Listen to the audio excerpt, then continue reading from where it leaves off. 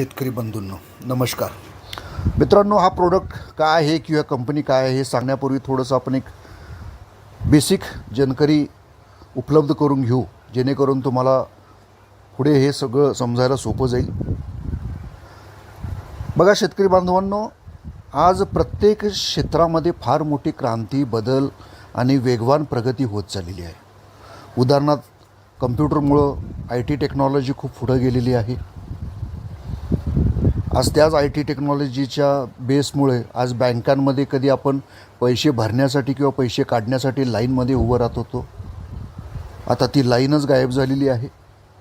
आपण सहज एकामेकांच्या मोबाईलमधून एकामेकांना पैसे पाठवू शकतो, घेऊ शकतो. कोणाचंही बिल QR कोडच्या माध्यमातून देऊ शकतो, स्कॅन करून, Google Pay, ITच्या माध्यमातून, फोनपेच्या माध्यमातून. रोड कनेक्टिव्हिटी प्रचंड मोठी सुधारलेली आहे. पहिला एक मोठ्या शहरापासून दुसऱ्या मोठ्या शहरापर्यंत जायला प्रचंड वेळ लागत होता. आता जसा हा मुंबई नागपूर मोठा हायवे बनतो आहे, पूर्वी 14 तास 16 तास लागायचा, आज तो 10-12 तासामध्ये पोचतो आहे. वाहन उद्योग क्षेत्रामध्ये प्रचंड बदल झालेला आहे. पूर्वी 2-4च कंपन्या आपल्या भारतामध्ये गाड्या बनवत होत्या, आज 15-20 पेक्षा जास्त कंपन्या आलेल्या आहेत. मोबाईल क्रांती, पूर्वी लँडलाईन मोबाईल असायचा घरामध्ये वायरच्या माध्यमातून, पण आज असा मोबाईल आला आहे एका क्षणात आपण अमेरिकेमध्ये असलेल्या सुद्धा माणसाशी संवाद साधू शकतो, व्हॉट्सअप करू शकतो, व्हिडिओ फोटो पाठवू शकतो. म्हणजे प्रत्येक क्षेत्रामध्ये आज प्रचंड क्रांती झालेली आहे, प्रचंड बदलाव झालेला आहे, प्रगती झालेली आहे.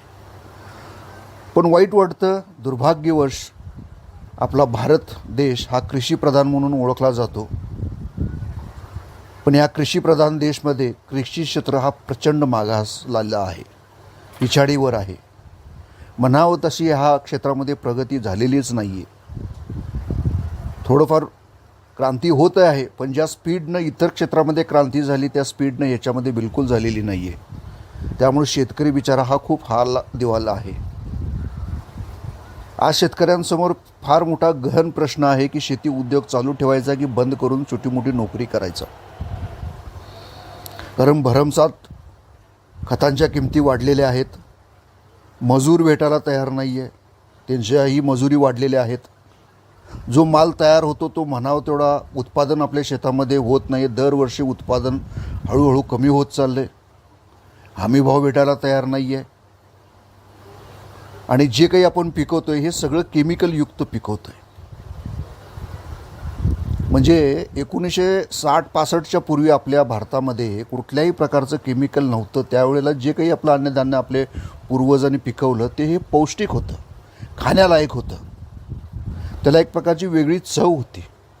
म्हणून पूर्वीची लोकं बघा, कधीही कुठलाही त्यांना फार मोठा मेजर आजार झालेला आपल्याला पाहायला मिळत नव्हता. अगदी हट्टाकट्टा 80, 70, 80, 90 वर्षाचा माणूस सहज आयुष्य जगत होता. पण आज जर बघायला गेलं तर आपण सकाळपासून संध्याकाळपर्यंत शेतामध्ये केमिकलच टाकत असल्यामुळं आपल्या ताटामध्ये सुद्धा केमिकलचंच अन्न आपल्याला भाग पडलेला आहे. मग याची सुरुवात कधीपासून झाली, मग हे का झालं, कशामुळं आपण ह्याला बळी पडलो, ह्याचा थोडासा आपण जर पार्श्वभूमी बघितली तर असं लक्षात येईल की भारतामध्ये 1968च्या पहिले कुठलंही केमिकल नावाचा प्रकार नव्हता. ना युरिया होतं, ना DAP होतं, ना पेस्टिसाईड होतं, काहीच नव्हतं. आपले पूर्वज जे शेती करत होते ते फक्त शेणखत आणि ह्या बाकीच्याच नैसर्गिकरित्या उत्पन्न होणाऱ्या खतांवरच त्यांचं शेतावरचं आयुष्यमान चालू होतं. पण हळूहळू काळ बदलत गेला आणि 1968 नंतर आपल्या भारतामध्ये केमिकलला सुरुवात झाली. केंद्र सरकारचं एक धोरण होतं, त्याच्यामध्ये ज्याला आपण कधीतरी तुम्हाला वाचण्यात आलं असेल, ऐकू आलं असेल, हरित क्रांती नावाचा एक योजना होती, ज्याच्यामध्ये सरकारने शेतकरी बंधूंसाठी रासायनिक खताला सुरुवात करायला वाव दिला, जेणेकरून शेताचं उत्पादन वाढेल आणि आपल्या भारताची जी लोकसंख्या आहे त्यांना पुरेल उत्पादन होईल आणि त्यामुळं आपल्याला इतर कुठल्याही राष्ट्रावर अवलंबून राहावं लागणार नाही. हा त्याच्या पाठीमागचा एक धोरण होतं. म्हणून सुरुवातीला खतांवर मोठ्या प्रमाणामध्ये केंद्र सरकार आपल्याला त्यावेळेला सबसिडी पण देत होते. जुन्या लोकांना माहिती असायची. पण हळूहळू जसं हे ग्लोबलायझेशन होत गेलं त्यामुळे खताची इंडस्ट्री हळूहळू ओपन होत गेली, सबसिडी कमी होत गेली आणि मार्केटमध्ये प्रचंड प्रमाणामध्ये खतं उपलब्ध व्हायला चालू झाली. त्यामुळं थोड्याफार प्रमाणात शेतकऱ्याला अंदाज आला होता की केमिकल वापरल्यामुळे उत्पादनामध्ये वाढ होते आणि त्याच्यामुळे त्यांनी काय केलं, त्याचा भरमसाठ त्याचा वापर व्हायला सुरुवात झाला. पश्चिम महाराष्ट्रामध्ये जर पाहायला गेलं, जिथं प्रामुख्यानं खूप मोठी शेती ऊसाची केली जाते, तिथे एक एकराला कमीत कमी 10-15, 20-20, 25-25 पोती आज वापरली जातात. आणि त्यावेळेला कुठं तो मग 80 टन किंवा 100 टनाच्या आसपास तो ऊस घेतला जातो, ऊसाचं पीक घेतलं जातं. मग मला सांगा, गेले 30, 40, 50 वर्षापासून आपण सतत आज रासायनिक खतं शेतामध्ये टाकल्यामुळं ते आपल्या शेताची अवस्था काय झाली असेल, त्याचा आपण चोथा बनवून टाकलेला आहे. उदाहरणार्थ, ऊसाचा रस जेव्हा आपण ऊसामधून काढतो, तर तो ऊस जेव्हा आपण 2-4 वेळा त्या मशीनमधनं आरपार घालतो, त्यावेळेला त्याच्यातनं पूर्ण रस शोषून झाल्यानंतर त्या ऊसाचा चिप्पाडा होऊन जातो. तशी अवस्था आज आपल्या शेतीची झालेली आहे. प्रचंड वाताहात आपण स्वतःहून या रासायनिक खताचा वापर करून झाल्यामुळे झालेला आहे. एक उदाहरण देतो म्हणजे आपल्याला लक्षात येईल.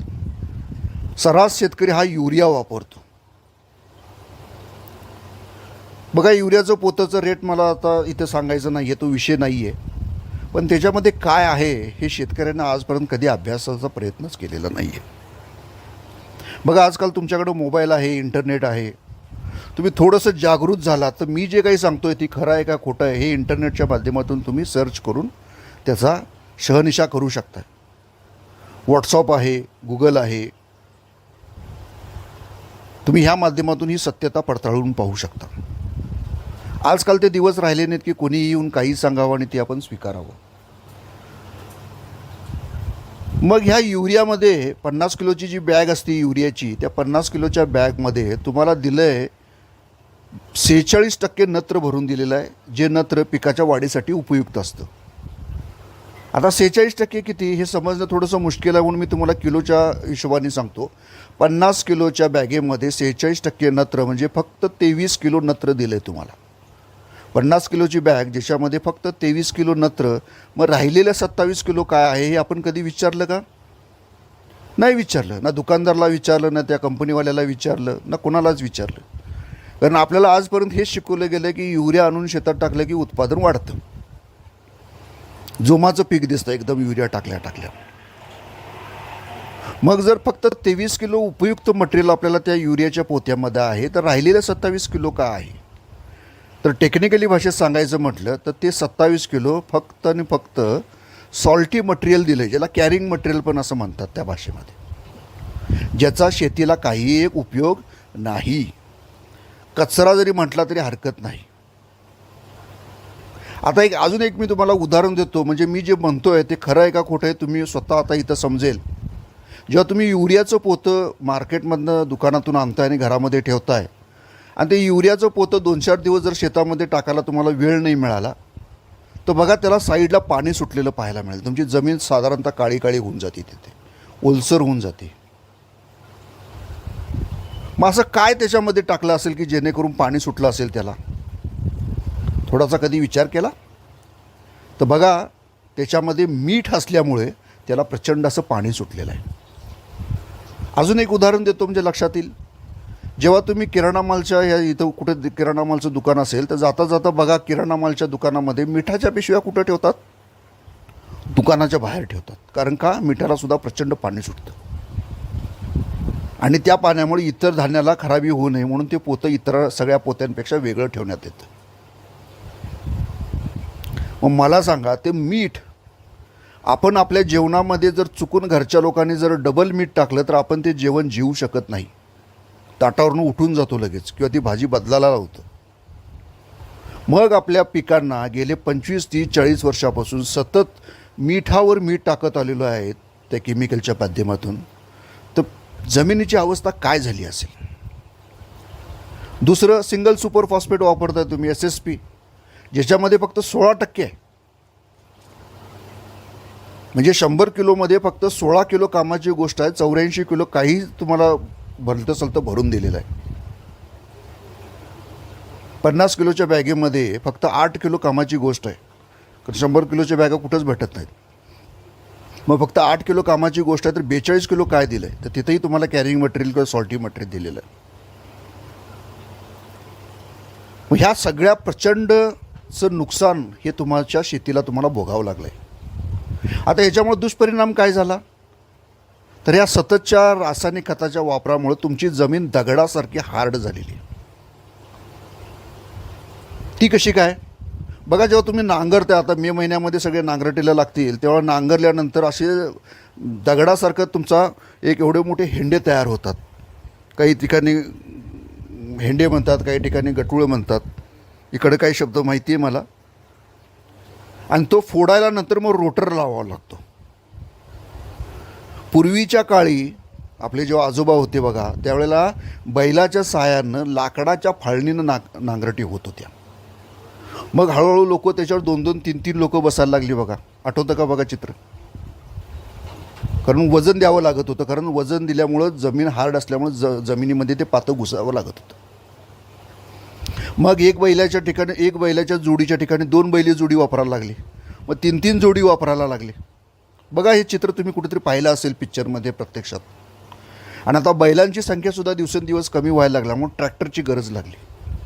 आणि आजकाल अशा ठिकाणी सुद्धा काही ठिकाणी ट्रॅक्टरसुद्धा चालत नाही आहे, एवढी जमीन हार्ड झालेली आहे. आता हे नुसतं हार्ड झाल्यामुळं काय नुकसान झालं का, तर हे जमीन हार्ड झाल्यामुळं जमिनीतलं ऑक्सिजन लेवल कमी होत चाललेलं आहे. आणि ह्याचा दुष्परिणाम असा झाला की जमिनीमधलं ऑक्सिजन कमी झाल्यामुळं जे पीक वाढीसाठी जे 2 घटक निसर्गानं आपल्याला दिलेले आहेत, एक म्हणजे जीवाणू आणि दुसरं म्हणजे गांडूळ. आता हे मी काही सांगत नाही किंवा आमच्या कंपनीचं सांगत नाही, हा सगळा अभ्यास आहे, हा जगातला मानलेले सगळे कृषीशास्त्रज्ञ आहेत, त्यांच्या माध्यमातून मी तुम्हाला पोहोचवण्याचा प्रयत्न करतो आहे. तर 1 ग्रॅम मातीमध्ये कमीत कमी आपल्याला 10 करोड किंवा 10 कोटी जीवाणू पाहिजेत. आता 1 ग्रॅम माती म्हणजे किती, चिमूटभर माती ज्याला आपण म्हणतो, तेवढ्याशा मातीमध्ये 10 करोड जीवाणू हवेत. पण गेले सतत 40-50 वर्षापासून रासायनिक खताचा भडीमार चालू झाल्यामुळे ह्या जीवाणूंची संख्या 10 कोटीवरनं सरळ 1 कोटीवर आलेली आहे. तसंच दुसरं गांडूळ, निसर्गानं शेतकऱ्याला शेती करण्यासाठी 1 एकरमध्ये कमीत कमी 40,000 गांडूळ दिलेत. त्यातले आपल्याला 10-15 सुद्धा गांडूळ दिसत नाही आहेत, हद्दपार झालेले आहेत पूर्णच्या पूर्ण. कारण गांडूळ हा 38 डिग्रीच्या वर टेम्परेचर सहन करू शकत नाही. एकतर ह्या ग्लोबल वॉर्मिंगमुळं आत्ताच आपल्याला 40-42 डिग्रीचं वातावरण आपल्याला पाहतोय आपण. मे येता 45, 46, 47पर्यंत चाललं जातं. आणि युरिया आणि हे DAPमध्ये प्रचंड हीट असल्यामुळं गांडूळ तिथं टिकतच नाही आहेत. कारण त्याच्यामुळं गांडूळला हीट मोठ्या प्रमाणात आल्यामुळे तो तुमच्या जमिनीमध्ये 10-15 फूट खाली खोल गेलेला आहे. त्यामुळं नैसर्गिकरित्या जे गांडूळ खत मिळायला पाहिजे ते भेटत नाही आहे आपल्याला. मग इकडे जीवाणू संपले, इकडे गांडूळाने आपली जागा बदलली. मग अशा वेळेला जे नैसर्गिक खत मिळायला पाहिजे पिकाला ते न मिळाल्यामुळं आपल्याला वरून खत देण्याशिवाय पर्यायही राहिलेला नाही. म्हणून आपण युरिया टाक, DAP टाक, बेसल डोस टाक, 12-32-32 अमकं तमकं जी 50 प्रकारची मार्केटमध्ये खतं आले ते खतं आपल्याला टाकावे लागतात. जर बघायला गेलं तर निसर्गाचं काम आपण करतोय. जे काम निसर्गाला करायला पाहिजे ते काम आज आपण करतोय. कारण निसर्गाचं काम आहे, माणसाचं काम आहे फक्त पेरणी करायचं, आणि निसर्गाचं काम आहे त्या पिकाला खत मिळवून द्यायचं. तुम्ही म्हणाल हे काय बावडसारखं बोलताय तुम्ही. अहो तुम्ही आता ह्या फंक्शनला येताना आजूबाजूला झाडं मोठी मोठी बघितली असणार, छोटी छोटी गवत बघितली असणार. त्या गवतांना, झाडांना, जंगलामध्ये कोणी खतं टाकली का आजपर्यंत? नाही ना. तरी पण ते उगवतात, ते तरी त्यांना झाडांना फळं लागतात, फुलं लागतात. रस्त्याच्या झाडांवर आंबेसुद्धा लागतात, त्यांना मोहर येतो. मग आपल्याच पिकांना का ह्या सगळ्या गोष्टी कराव्या लागतात? कारण जे उगवलेलं आहे तिथं बऱ्यापैकी गांडुळांची निर्मिती होत असणार आहे, तिथे जीवाणूंची संख्या बऱ्यापैकी आली असणार, म्हणून तिथं ते झाडं उगवलेली आहेत. म्हणून हा केमिकलचा फार मोठा दुष्परिणाम आपल्या शेतामध्ये झाला आहे. आणि ह्याच्यामुळं नुकसान काय झालं तर ह्याच्यामुळे प्रचंड प्रमाणामध्ये उत्पादन दरवर्षी आपल्याला घटत चाललेलं आहे. भारताच्या एका सर्वेमध्ये असं आढळलं आहे की आपल्या जमिनीमधली पूर्ण भारताची जी काही कृषीभूमी आहे त्याच्यामधली 30% जमीन ही बंजर झालेली आहे. म्हणजे विचार करा, 100पैकी 30% जमीन बंजर झाली, ज्याच्यातनं गवतही उगवणार नाही. आणि येणाऱ्या फक्त 15-20 वर्षांमध्ये हा आकडा दुप्पटपेक्षा जास्त होण्याची भीती आहे. मग आता तुम्ही ठरवायचं आहे की तुमच्या शेतामधनं केमिकल हद्दपार करायचं आहे का अजूनही केमिकलच्या सहाय्यानं आपल्याला शेती करायची. बरं, नुसतं तुमचं उत्पादन कमी झालं का? नाही. तुम्ही जे पिकवताय केमिकलयुक्त हे सगळं पिकवताय, ते खाणारे कोण आहेत? तुम्ही आणि आम्हीच आहोत. उदाहरणार्थ तुम्ही तर हळद पीक मोठ्या प्रमाणात घेतली जाते. हळदीमध्ये जर परिपूर्ण केमिकल असेल तर दिवसाला 2 वेळा घरचे लोक हळद वापरतात मसाल्यामध्ये. मग त्याच्यात मुखातून हे सगळं केमिकलयुक्तच हळद आपल्या पोटात चालू आहे. आपण आजारी माणूस असला की त्याला दूध हळद देतो, खोकला झाला की लहान पोरांना दूध हळद देतो जेणेकरून त्याचा खोकला दूर होईल.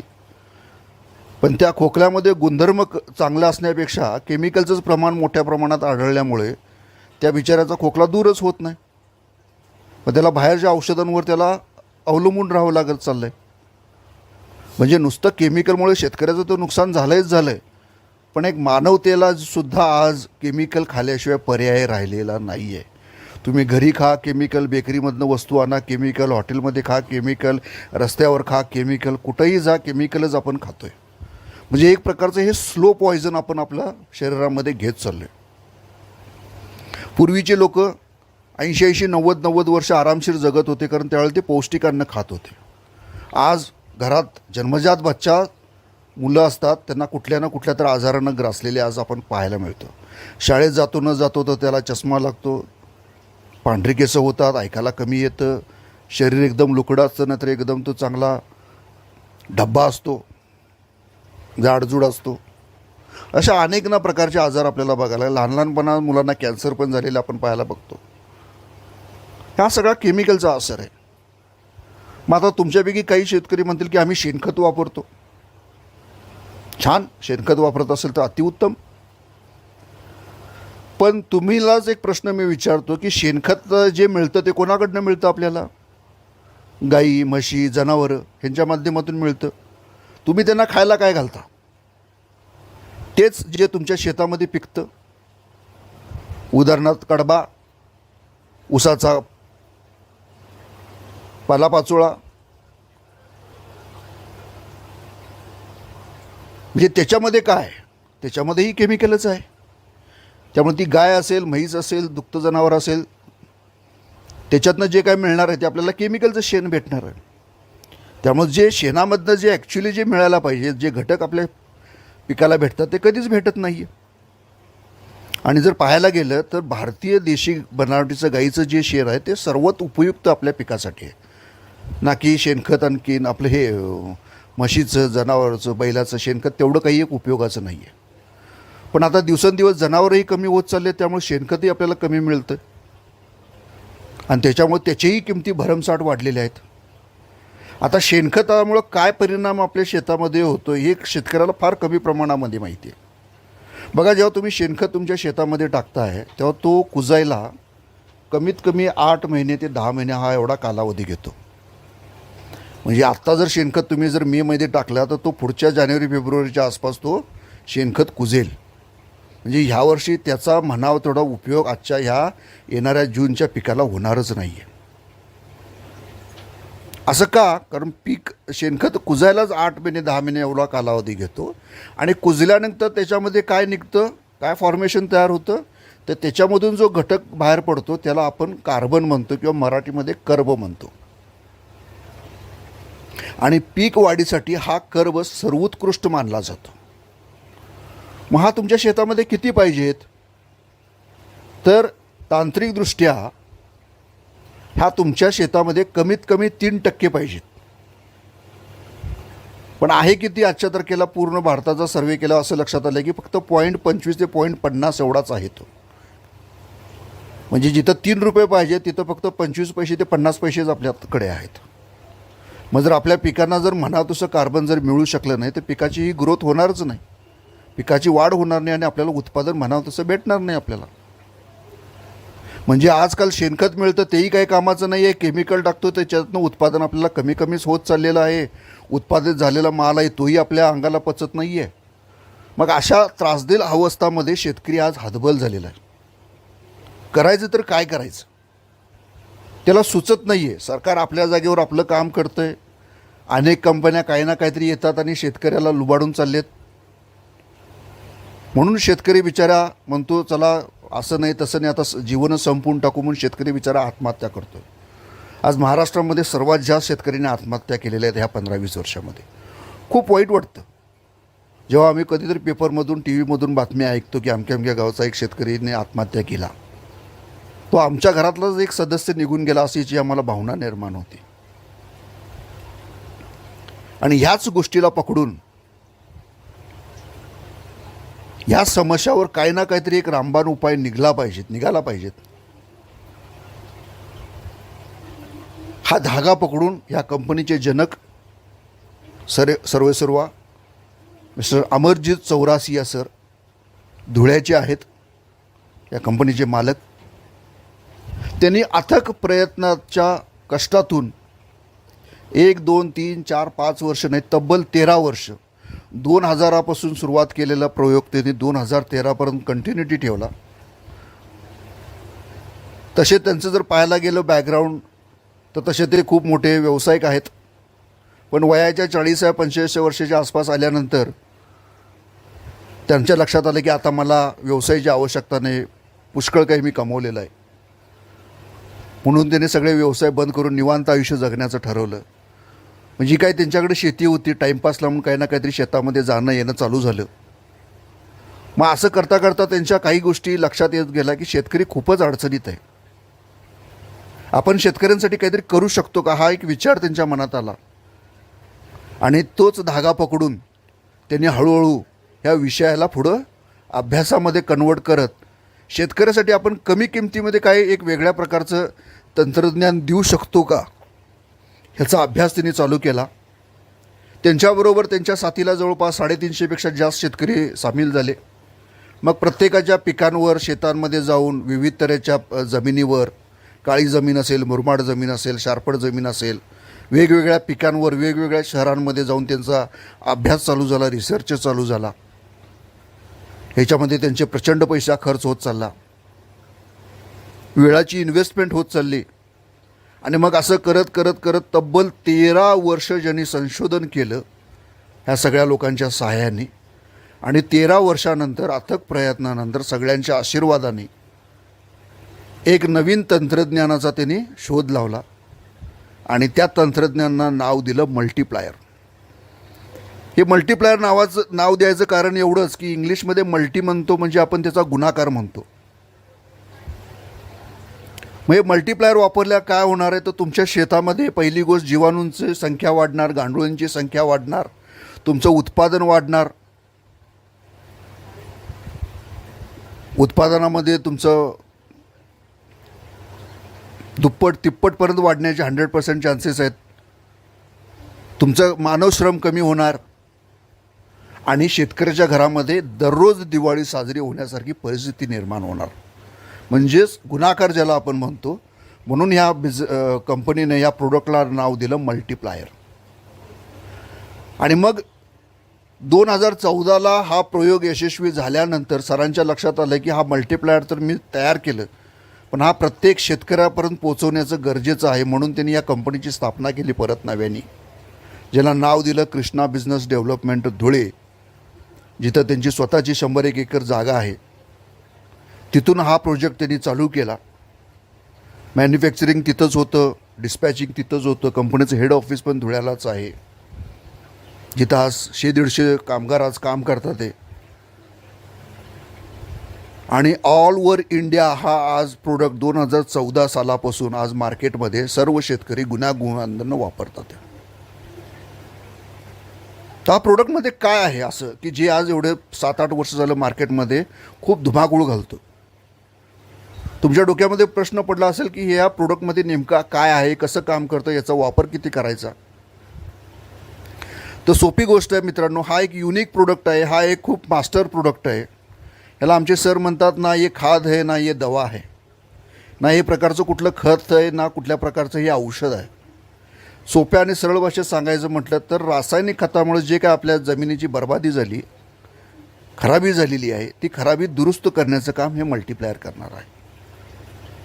मग हे कुठल्या पिकांवर चालणार, तर जमिनीतनं जो काही बी पेरल्यानंतर जे काही उगवणार आहे त्या सगळ्यासाठी हे उपयुक्त असणारं हा मल्टीप्लायर प्रोडक्ट आहे. म्हणजे तुमच्या भाजीपाल्याला चालेल, ऊसाला चालेल, हरभराला चालेल, मक्याला चालेल, कुठली जर तुमची बाग असेल त्या बागेला चालेल, फळबाग असेल, हळद असेल, जे जमिनीतनं जे काही उगतं त्या प्रत्येक पिकासाठी हे उपयुक्त आहे. बरे कुठल्या स्टेजला वापरायचं, अनेक कंपन्या तुम्हाला अनेक कंपन्यांच्या वेगवेगळ्या स्टेजला अमकं वापरा, तमकं वापरा, सेटिंगला ही वापरा, नवीन उगवत्या समाला ही वापरा, 15 दिवसांनी ही वापरा, 30 दिवसांनी ती वापरा, सेटिंगला वेगळं वापरायचं, फुलकळीला वेगळं वाळायचं, फळाचं रूपांतर झालं तर वेगळं वापरायचं, शेंगाच्या वाढीसाठी वेगळं वापरायचं. आपलं तसं काही नाही आहे. अगदी बीजोपचारापासून तुम्ही सुरुवात करायची आणि ते शेवटपर्यंत एकच ठेवायचं आहे. आणि ह्याचा जो मात्रा आहे, वापरायचं जो प्रमाण आहे, ते दर महिन्याला 1 एकरला फक्त 1 किलो वापरायचं आहे.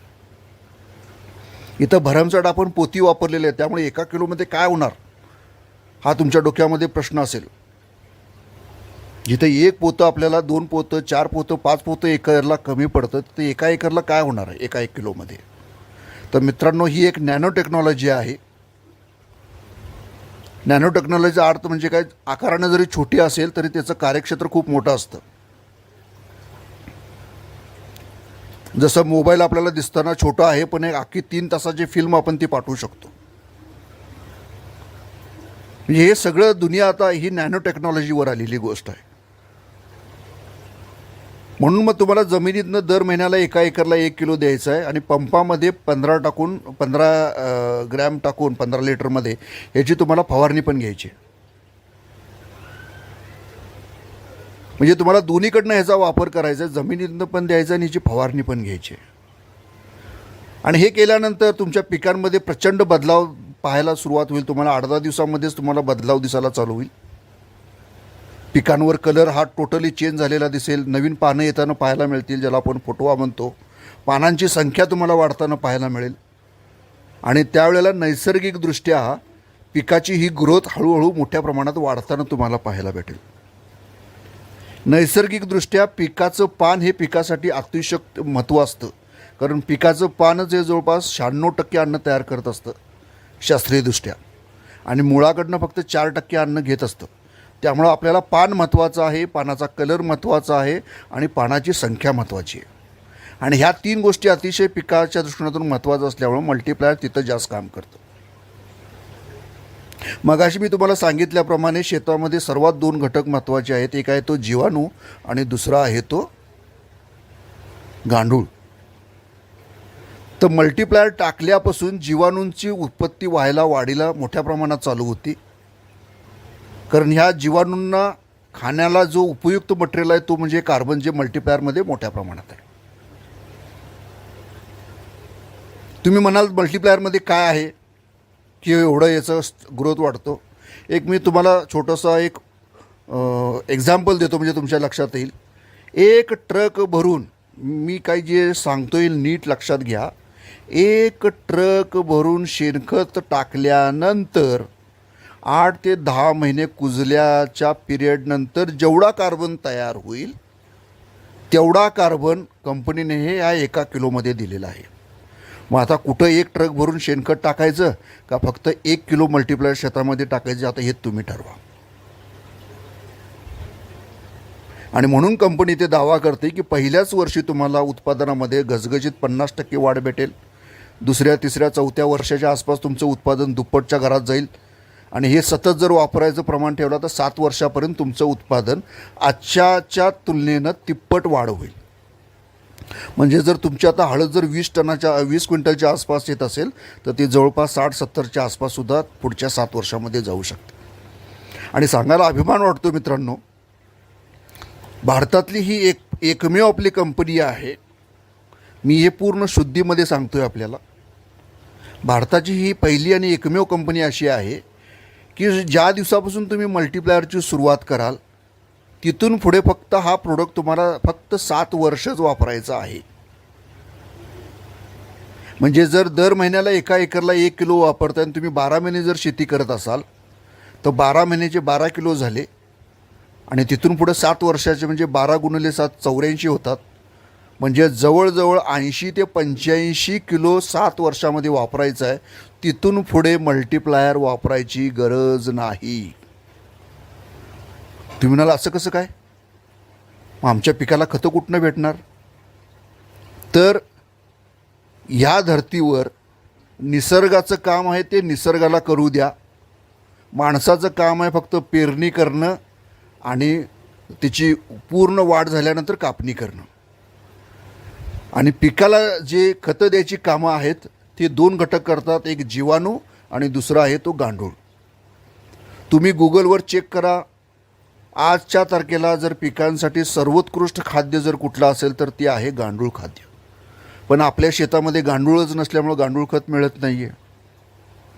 आणि म्हणून मल्टीप्लायर तुमच्या जमिनीमध्ये ते वातावरण तयार करतं की त्यामुळे तुमच्या जमिनीमध्ये गांडूळ येऊन थांबू शकतील.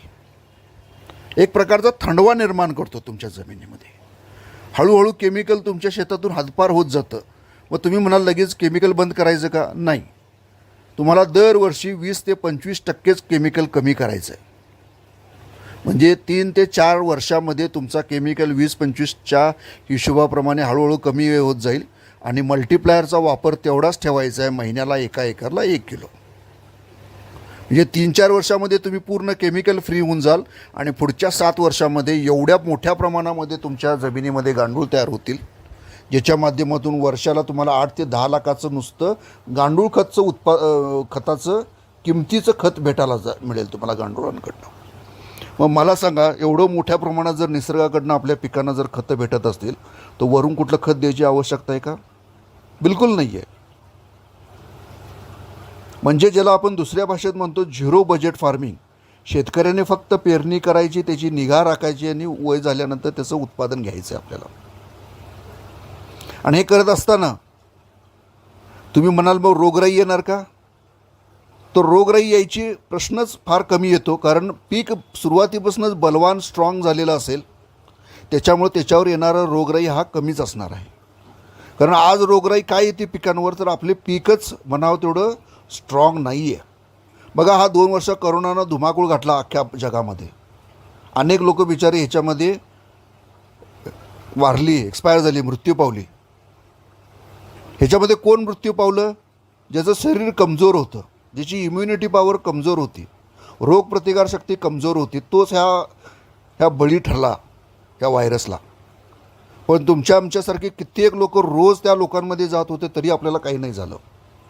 याचं कारण आपलं रोगप्रतिकारशक्ती स्ट्रॉंग होती, आपलं खाणं पिणं स्ट्रॉंग होतं. त्यामुळं आपल्याला कधी कोरोना झाला आणि कधी निघून गेला हे आपल्याला कळलं पण नाही. पिकांच्या बाबतीत पण तसंच आहे. पिकाला जर मुबलक अन्न भेटलं तर पीक हे बलवान राहतं, त्यामुळे त्याच्यावर येणारा रोगराई येतच नाही. आणि म्हणून निसर्गाने जी आपल्याला मदत केली सगळ्या अँगलनं, पहिलं तुम्हाला जीवाणू दिले 10 कोटी, गांडूळ दिलेत एका एकरला 40,000च्या आसपास. आणि जर शत्रू कीटक जर तुमच्या पिकांवर अटॅक करायला आले तर त्या शत्रू कीटकांना मारून पाडण्यासाठी आपल्या निसर्गानं त्यांच्यासाठी मित्र कीटक तयार केलेत. पण झालं काय, आपण मोठ्या प्रमाणामध्ये पेस्टिसाईडचा वापर केला आणि त्याच्यामुळं शत्रू कीटकला आपण थोड्या प्रमाणात आपण त्यांना थांबवू शकलो. पण त्याच्यामुळं आपले मित्र कीटकांना आपण परिपूर्ण संपवून टाकलेलं आहे. म्हणजे जी आपली फौज असायची, शेतकऱ्यांची फौज, मित्र कीटक म्हणून, जे शत्रू कीटकांना अटॅकवर थांबवण्याचं, आपणच आपल्या शत्रूला मारण्यासाठी आपली फौज पूर्ण संपवून टाकली आणि खुल्लं आव्हान दिलं शत्रू कीटकला की या आमच्या पिकांवर डल्ला मारा म्हणून. बिंदास पानं खा, रोगराई येऊ देत आमच्या पानांवर. पण मल्टीप्लायर वापरल्यामुळं तुमचं पीक बलवान होईल आणि त्याच्यामुळं तुमच्या पिकांवर फार मोठ्या प्रमाणामध्ये काही रोगराई येणार नाही. आणि जरी आलीच हवामानाच्या परिणामामुळं तर तुम्हाला आपल्याच कंपनीचे बाकीचे 1-2-3 प्रोडक्ट आहेत, जर त्याचा वापर केला तर तुमच्या पिकांवर कुठल्याच प्रमाणाची रोगराई येणार नाही. अजून एक महत्त्वाचा मुद्दा आहे की हा ग्लोबल वॉर्मिंग, अवेळी पाऊस पडणं, कमी पाऊस पडणं, पाऊसच पडणं नाही 2-2 महिने. मग अशामध्ये जर पिकाला पाणी नाही मिळालं तर पिकं करपून जातात, पिकांची ग्रोथ खुंटली जाते, रोगराई वाढली जाते जर योग्य प्रमाणात जर पिकाला पाणी नाही भेटलं. पण मल्टीप्लायरचं वैशिष्ट्य असं आहे की मल्टीप्लायर वापरल्यामुळं एक प्रकारचा तो थंडवा निर्माण केल्यामुळं पिकाला फार कमी प्रमाणात पाणी लागतं. थोडा जरी पाऊस पडून गेला तरी पिकाला ते मुबलक प्रमाणात पाणी आपल्याला उपलब्ध होऊन जातं. म्हणजे मल्टीप्लायरची ताकद अशी आहे की जर पाणी कमी मिळालं तरी चांगली गोष्ट आहे. जर जास्त पाऊस पडला आणि शेतामध्ये पाणी तुंबून राहिलं 2-2, 4-4 दिवस, तर त्याच्याही बाबतीमध्ये मल्टीप्लायर अतिशय योग्यरीतीनं काम करून शेतकऱ्याला कुठल्याही अँगलनं नुकसान न देता मोठ्या प्रमाणात त्याला फायदाच करून देतो. तर मित्रांनो, हे असे मल्टीप्लायरचं आज पूर्ण भारतभर शेतकरी आनंदानं याचं स्वागत करतात. आहे आज पाहायला गेलं तर तुम्ही म्हणाल ह्याचे रिझल्ट्स काय आहेत का? स्वाभाविक प्रश्न आहे, चांगला प्रश्न आहे. मित्रांनो, आज जर तुम्ही फेसबुकला जर आमच्या कंपनीच्या पेजला गेलात किंवा कंपनीच्या टेलिग्राम चॅनलवर जर तुम्ही गेला तर तिथं तुम्हाला शेकडो आणि हजारो तुम्हाला आमचे शेतकऱ्यांचे रिझल्ट्स पाहायला भेटतील. अगदी सर्वसामान्य शेतकरी आहेत, काय फार मोठा शेतकरी असा नाही आहे. कालचंच इथलं एक उदाहरण आहे की ज्यांच्या शेतामध्ये 12 ते 15 क्विंटलसुद्धा हळद येत नव्हती, गेल्या वर्षापासून त्यांनी हळद बंदच करणार होते, तर ते म्हणतात ते 3 पटीनं आमची हळद वाढली. कालच यूट्यूबला त्याचा आम्ही व्हिडिओ टाकला आहे आणि ते शेतकरी तर आलेले पण आहेत. तुम्ही त्यांच्याशी संवाद साधू शकता. त्यांना विश्वासच बसत नाही की आमच्या शेतामध्ये उत्पादन दुप्पट आणि तिप्पट झालेलं आहे पहिल्याच वर्षी. तरी त्यांनी म्हणावं तेवढं महिन्याला 1 किलो दिलेलंच नाही आहे, फक्त 5 किलो दिलं त्यांनी. तसं नियमानं जर बघायला गेलं तर 10 महिन्याचं पीक आहे हळदीचं, तुम्हाला कमीत कमी 10 किलो देणं गरजेचं आहे, पण त्यांनी फक्त 5च किलो दिलं. सहयोग असू शकतो, पण फॉर्म्युला जो आहे एका एकरला एका महिन्यासाठी 1 किलो तो दिला गेला पाहिजेत. म्हणजे प्रचंड असे रिझल्ट्स आपल्याला आज ह्या प्रोडक्ट्सनं देऊ केलेले आहेत. आज तुमच्याच गावामध्ये आज या कंपनीचं ब्रांच ऑफिस ओपन झालेलं आहे, त्याचा फायदा अवश्य घ्या. अजून एक सांगायला अभिमान वाटतो की 2014 साली जो कंपनीचा दर होता तोच दर आजही 2022ला तोच दर आहे. म्हणजे ह्या दरामध्ये कंपनीने 1 रुपयाचीही वाढ केलेली नाही आहे. ह्या 2 वर्षामध्ये कोरोनाच्या पिरियडमध्ये प्रचंड प्रमाणामध्ये पेट्रोल डिझेलचे भाव वाढलेले आहेत. जवळपास डिझेल दुप्पट झाले म्हणायला हरकत नाही. तरी पण कंपनीनं शेतकरी हा केंद्रबिंदू मानून 1 नया रुपयाचं ही कंपनीनं प्रोडक्शन कॉस्ट वाढवलेली नाही आहे. आमचा उद्दिष्ट हेच आहे की जास्तीत जास्त लोकांनी याचा वापर केल्यामुळं कंपनीला म्हणावं तेवढा खर्च वाढणार नाही आहे. कारण आज एका शेतकऱ्याला रिझल्ट आला की तो 100% 10 शेतकऱ्यांना सांगतो, हा आमचा विश्वास आहे. त्यामुळे तुमची जर 5 एकर जमीन असेल तर पहिल्या वर्षी 1 एकरलाच वापरा, पण परिपूर्ण वापरा, अर्धवट नका वापरू. मग जर तुम्हाला 1 वर्षामध्ये चांगला अनुभव आला तर तुम्ही राहिलेले 4 एकरचं करा. जर 10 एकर शेती असेल तर 2 एकरला करून बघा. तुमचा रिझल्ट तुम्हाला चांगला वाटला की तुम्ही आजूबाजूच्या लोकांनाही सांगा. आणि असं करता करता पूर्ण भारतामध्ये आपलं हे केमिकलचं आपण जे दुर्गंधी पसरलेली आहे, दुर्गंधीला आपण सर्वजण नाहीसं करू शकतो. भारतामध्ये असं पहिलं राज्य आहे जे सिक्कीम राज्य आपण म्हणतो, ईस्ट साईडला आहे, पूर्व साईडला आहे आपल्या भारताच्या. तर ते राज्य आज पहिलं राज्य म्हटलं जातं की जिथं फक्त आणि फक्त ऑर्गॅनिक शेती केली जाते. ना तिथं एक केमिकलचा दाणा विकला जात, ना तिथले शेतकरी एक दाणा वापरला जातो. पूर्णपणे नैसर्गिकदृष्ट्या ते शेती आज नैसर्गिकदृष्ट्या करतात. येणाऱ्या काळामध्ये हाच नियम तुम्ही बघाल की हळूहळू पूर्ण भारतामध्ये लागू होईल. सरकारला सुद्धा पटलं आहे की केमिकलमुळं किती प्रचंड नुकसान होते, म्हणून ह्या गेल्या 2-3 वर्षापासून सुद्धा तुम्ही बघितलं असाल युरियासुद्धा नीम कोटेड झालेला आहे. म्हणजे सरकारला सुद्धा आता हळूहळू जाग आली आहे की बाबा हे केमिकल आपल्याला खूप घातक आहे भविष्याच्या दृष्टीतून आणि त्याला बंद केलं पाहिजेत. हे एका रात्री आपण बंद करू शकत नाही, पण हळूहळू टप्प्याटप्प्याने या केमिकलकडून आपल्याला ऑर्गॅनिककडं वळणं आपल्याला बंधनकारक होणार आहे. आणि आज जर कोण मार्केटमध्ये जर मोठं नाव असेल तर ते म्हणजे फक्त मल्टीप्लायर आणि मल्टीप्लायर. मित्रांनो, तर पुन्हा एकदा ह्या नवीन वर्षाच्या आपल्याला मी शुभेच्छा देतो. तुमच्याच या आजूबाजूचे भागातले ज्या 5-25 गावातले लोक आलेले आहेत, तुमच्यासाठी इथं मल्टीप्लायर कंपनीनं ब्रांच ऑफिस ओपन केलेलं आहे. आवर्जून भेट द्या. आणि जर यदाकदाचित तुमचे काही प्रश्न असतील तर आज आपले खास करून राकेश पाटील साहेब आलेले आहेत. मी थोडंसं तेही तुमच्याशी संवाद साधतील. तर तुमचे काही प्रश्न असतील तर तुम्ही त्यांनाही विचारू शकता. तुम्हाला काही टेक्निकली जर विचारायचं असेल, जिज्ञासा असेल तुम्हाला या गोष्टीबद्दल विचारण्याची, तर तेही तुम्हाला मार्गदर्शन करतील. तेही खास धुळ्याहून आपल्यासाठी उपलब्ध झालेले आहेत. तर आपण इथं आलात, वेळात वेळ काढून इथे आलात, त्याच्यासाठी मी आपल्या सर्वांचा आभार व्यक्त करतो. मान्यवर जे आज इथे व्यासपीठावर बसलेले आहेत त्यांनी पण आपला वेळात वेळ काढून आलेले आहेत. त्यांचाही मी आभार व्यक्त करतो की त्यांनी आम्हाला आज गांभीर्यरीत्याने ऐकलं आणि तेही पुढं भविष्यात इतर लोकांना मार्गदर्शन करतील की नैसर्गिकदृष्ट्या शेती करणं किती अनिवार्य होणं गरजेचं आहे. तर पुन्हा एकदा सर्वांची मी सगळ्यांचा आभार म्हणून मी इथं माझी रजा घेतो.